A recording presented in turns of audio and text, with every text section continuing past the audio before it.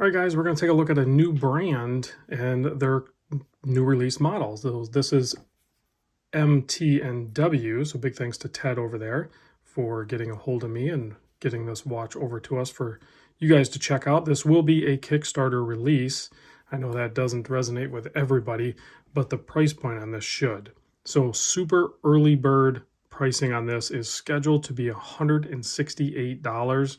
And even if you miss however limited the super early bird is, there's a second one that's just going to be early bird that's only 188. So you're talking under $200 and you get this very vintage inspired chronograph, very cool looking watch. So let's get into it. Case size 40 millimeter, 48 lug to lug. Those are dimensions that resonate with a lot of people. It works on a lot of different wrist size. I measure 13.5 millimeter thick, but that's including that crazy boxed and domed. I don't think it's a sapphire. I think it's one of those like K1 mineral hardened treated crystal sort of thing. They didn't give me the details on that, but I suspect that's what it is at this price point. 20 millimeter lug width, so you'll be able to swap out the straps. This particular leather padded strap has the red stitching on it that also ties in with the red perimeter of the dial there, so that's a nice tie-in. Personally, I'm not a huge fan of robust padded straps, but if you are, this one will be nice for you. You can see it's heavily padded. I'm sure once that breaks in, that'll be very comfortable. 5.5 millimeter push-pull crown, and then you have the double pushers operating the Seiko Mecha Quartz VK63 movement. So we can go ahead and get that started. So you can see the chronograph hands start to spin.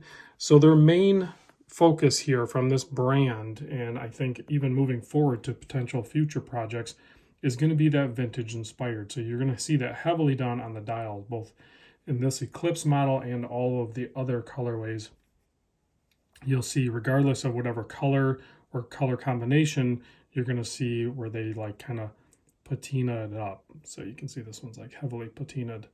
So it looks vintage, but it's new and modern. You have the tachometer aluminum bezel insert there to tie in with it. You can see the nice distortion that this crystal gives the dial. That's very fun as well.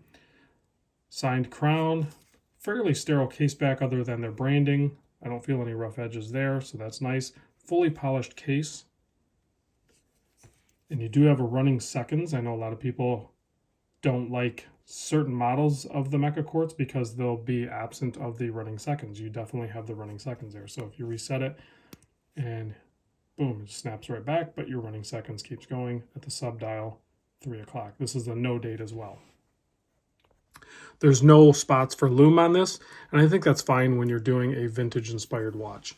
I don't really have a problem with that. A lot of really older vintage chronographs and stuff like that did not have lume. So you know what, this strap is actually pretty comfortable right out of the gate. It just needs that curvature coming off the wrist. But there it is on my 7.25 inch wrist.